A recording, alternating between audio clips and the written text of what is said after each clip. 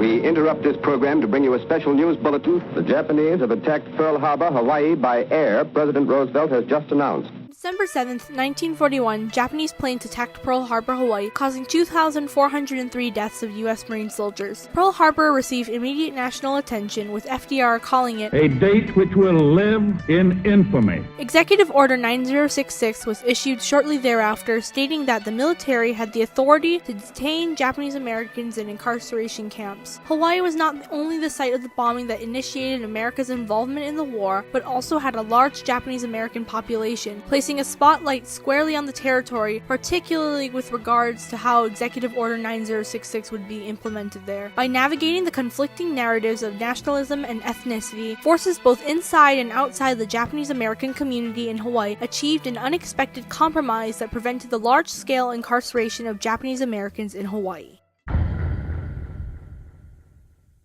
Even before the attack on Pearl Harbor, a conflict and distrust existed in the minds of those in power, primarily white Americans. With regards to people of Japanese ethnicity, were their loyalties to Hawaii and America or to Japan? In 1893, when American businessmen dethroned Queen Liliuokalani, Japanese people lost the right to vote, granted by King Kalakaua. In contrast to Americans, British, and other Westerners, because, as Sanford Dole said at that time, Japanese, like Chinese, are always under control of their respective governments, even when they're in foreign lands. This distrust of Japanese ethnicity only grew as Japan established itself as a world power in the years leading up to World War II, shortly after invading China and Russia. Thus, in 1936, Roosevelt deployed several spies to determine the true allegiances of Japanese Americans. One of the FBI agents that Roosevelt sent to Hawaii was Robert L. Shivers. Shivers stated that he had never seen an Oriental in his life before coming to Hawaii.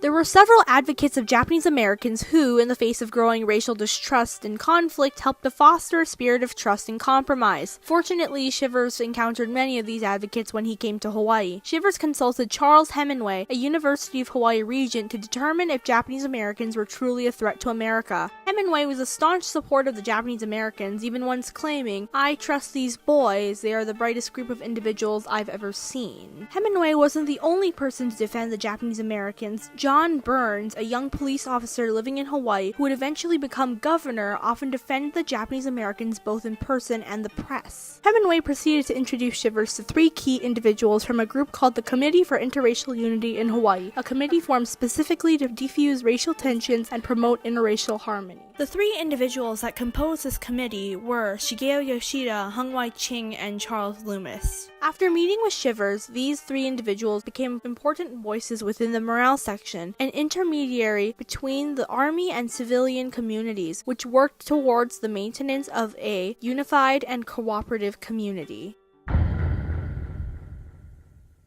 Individuals like Hemingway and groups like the morale section helped to set the stage for compromise. However, the most important force for the compromise was the Japanese Americans themselves, who took every opportunity they could to prove their loyalty to America. The morale section worked closely with Japanese American populations in Hawaii to allow them to contribute to the war effort. While the morale section served to ease racial tensions, the distrust towards Japanese Americans after Pearl Harbor was still so intense that they lost the ability to enroll or serve in the army. They were reclassified as enemy aliens, and several Japanese Americans who had been loyal members of the Hawaii Territorial Guard were demoted and could no longer serve. Hung Wai-ching of the morale section found a way for these disheartened former soldiers to help the efforts of the war. As he commented, "It was then I realized you don't have to shoot a gun in order to win a war." With the help of some eager undergraduate students, the Varsity Victory Volunteers, or Triple V for short, was formed. The Triple V acted as a manual labor force that helped the U.S. Army. Even though they weren't able to fight, they could still serve their country in a variety of ways. Some of the tasks they performed including paving roads, building and repairing military installations, setting up fences, stringing barbed wire, and working in the quarry. At the same time, Japanese American youth participated in rallies in which they reinstated their allegiance, expressing that they pledged their unreserved loyalty to the United States of America. Various Nisei students submitted a petition that read in part, "Hawaii is our home. The United States our country. We know but one loyalty, and that is to the Stars and Stripes. We wish to do our part as loyal Americans in every way possible, and we hereby offer ourselves for whatever service you may see fit to use us." Through the efforts of the Triple V and these demonstrations by students, a sense of trust with regards to Japanese Americans began to build in Hawaiian communities, making a compromise of racial understanding possible. Delos Emmons, a military officer,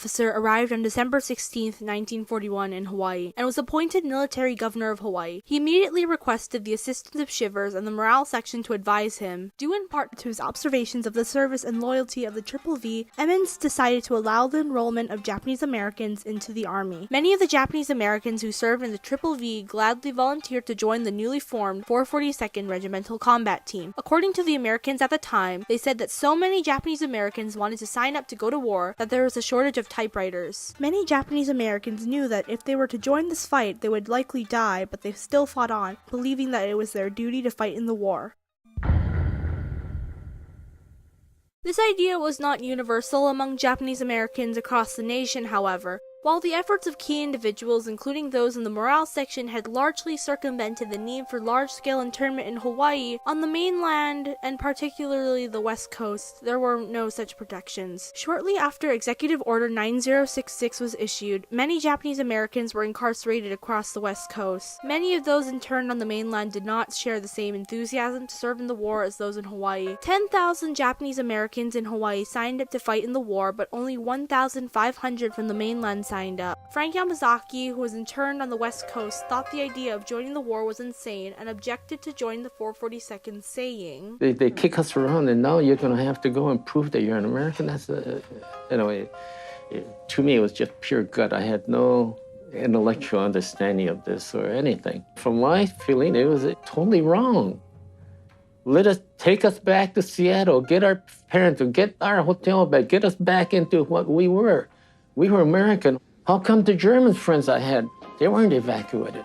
This powerful quote revealed some of the more conflicting feelings of Japanese Americans on the mainland. For many of them, there was an insurmountable conflict between citizenship, which many of them had felt had been betrayed in the incarceration camps, and ethnicity. Thanks to the cooperation of several Japanese Americans, the conflict of mass incarceration in Hawaii was evaded.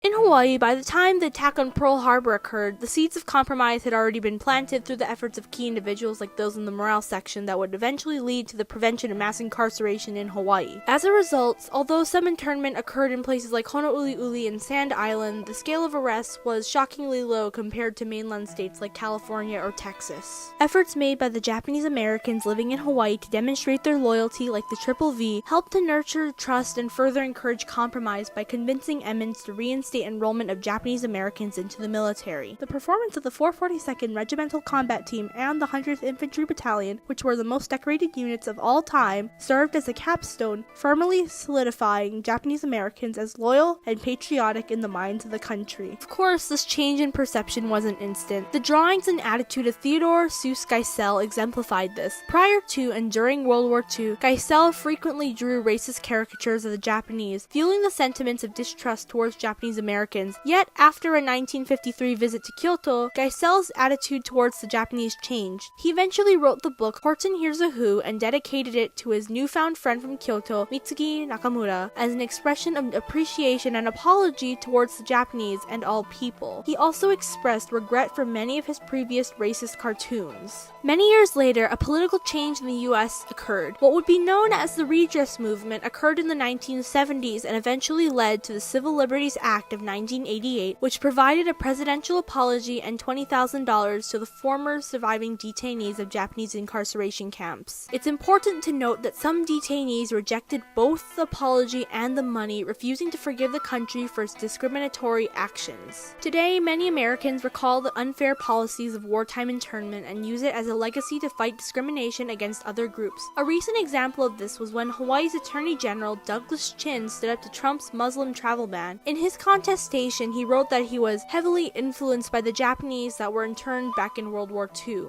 3 children of Japanese American internees also stood against Trump's anti-Muslim bans. They are currently holding a campaign using the hashtag Stop Repeating History and No Muslim Ban Forever. The Japanese Americans' will to fight on was like an undying flame. Ganbatte is a commonly used Japanese phrase which means to go on or never give up. This phrase repeatedly came up throughout our research of the Japanese American experiences during World War II. It perfectly captured the feeling of suffering and motivation to reach a compromise the Japanese Americans felt at this time. We hope that, in ourselves, Japanese Americans that struggle towards trust and compromise will continue on.